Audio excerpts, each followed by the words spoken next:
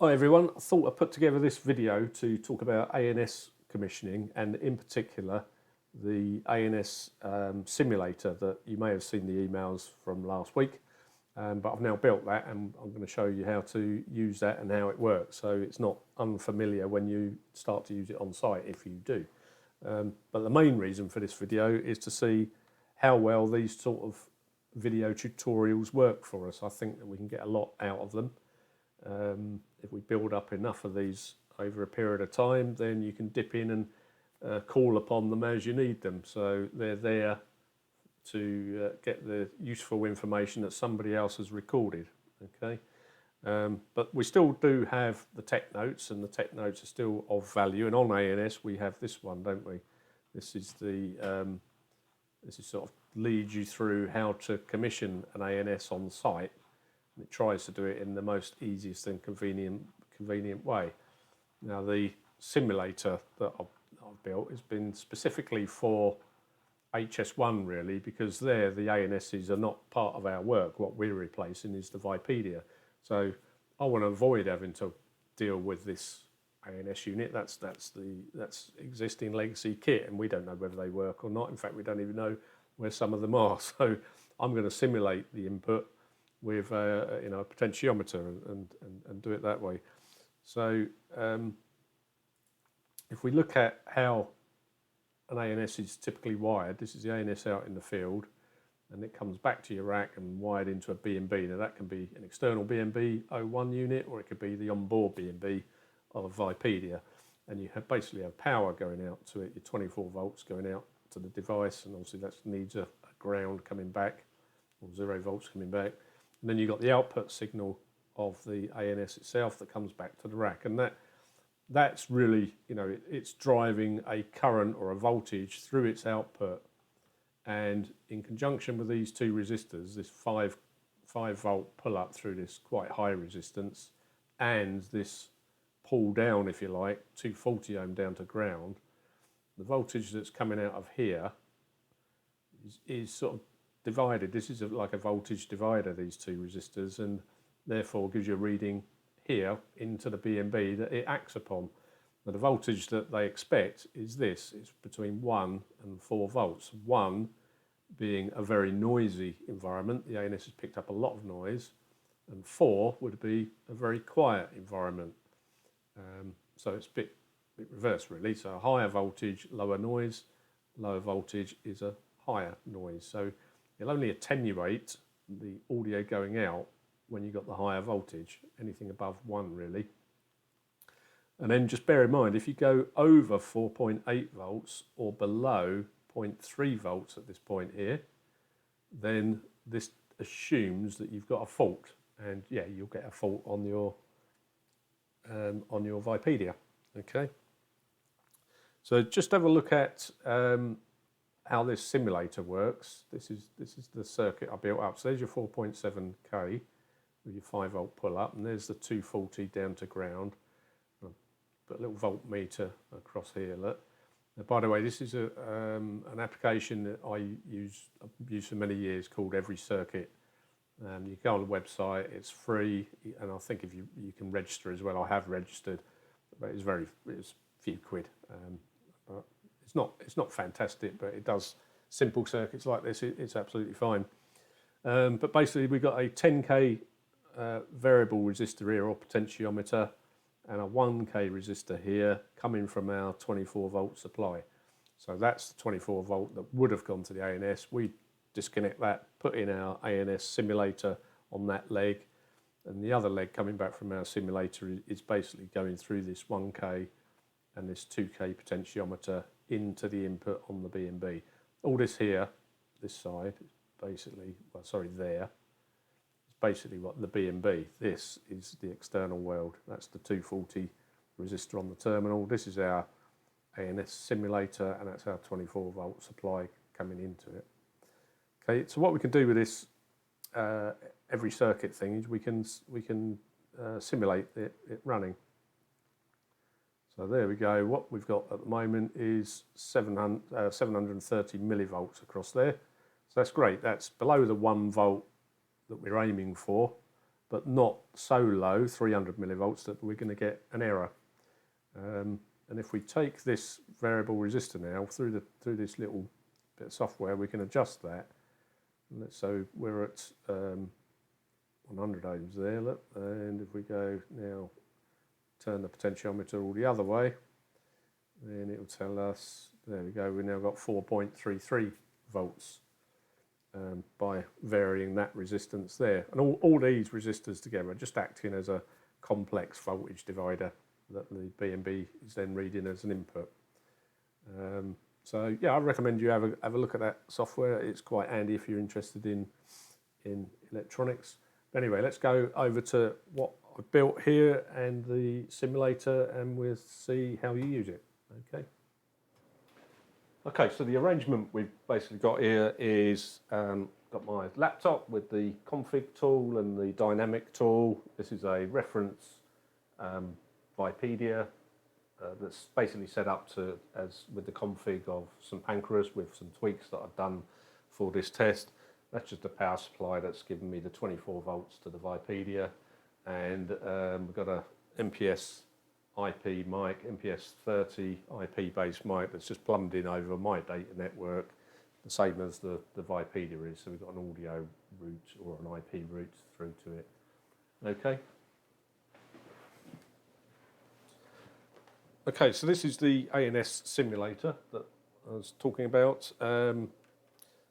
So I've actually built it so that it serves two purposes. It's with this toggle switch down, then it simulates an ANS voltage input through turning this potentiometer. If you flick the toggle switch upwards, then actually it's whenever you press this button, there's a 12 volt battery in here, and it will output 12 volts through its output, which comes out here. I've got this cable here, and then we can use that on site to be, simulate the voltage reversal circuit from a fire system, so we can trigger our alert and evac messages just by terminating those onto the input terminals for the fire. But for now, I'm just going to show you how the ANS simulation works. So as I just showed you, the little cable jack there plugs in the side, so we can make up different lengths of these if we need to.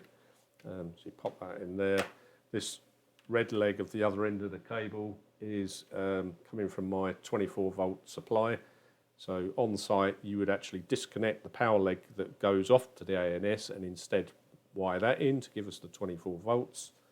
Okay, they are 100 milliamp fused, so we're quite fine here, we're nowhere near 100 milliamps. Then the other leg would go into effectively your ANS input, which I've got simulated here. So this would be the terminal called current normally. The ASL label it as, they called it current, but that's the sort of ANS sensing input that you'd have presented at one of the rack terminals going into the B&B. And as always, you've got a 240 ohm resistor, which pulls that voltage down to ground to a certain degree. And that's why they call it current, basically. So when you've got, say, 4 volts here, then the amount of current going across that resistor to ground is higher than when this is at 1 volt. The amount of current going across the ground would be lower. But actually what's being sensed to govern the ANS attenuation is the voltage at that pin. That's what the B&B is sensing and acting upon.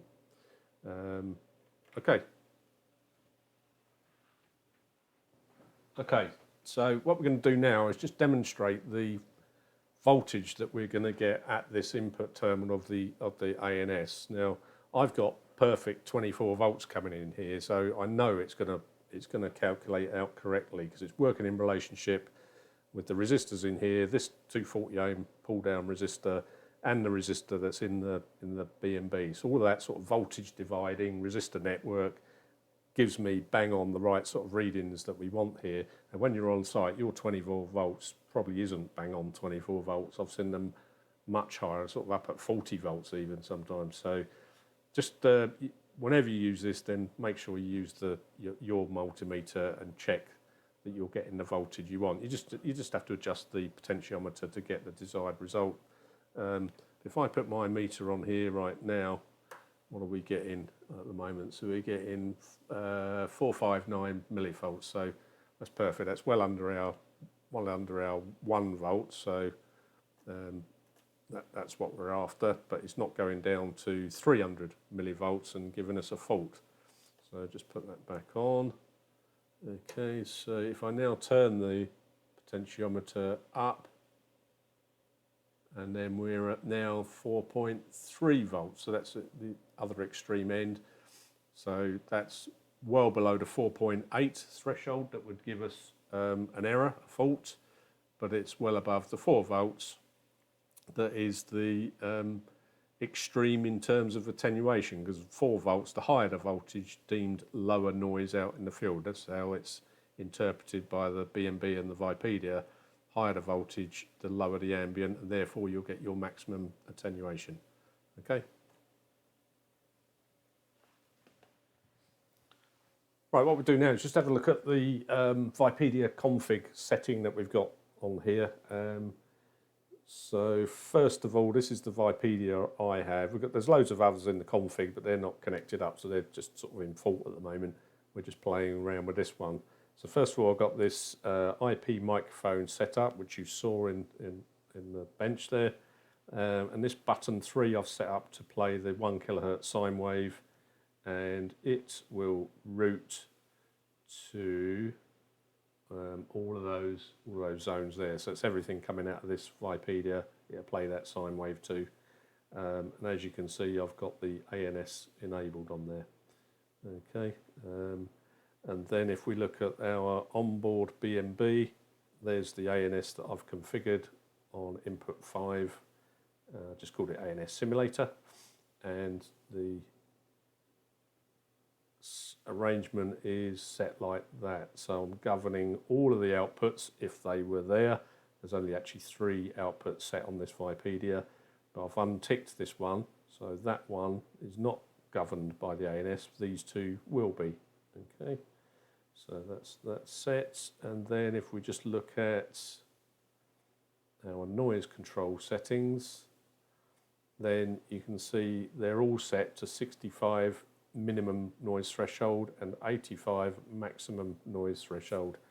Now if you read through the tech note, you will know that that means we're going to get a attenuation range of 20 dB when it's set like that. The range, it's called, is 20 dB, which you can calculate from 85 to minus your 65 gives you 20. Okay, right, let's get on with the test.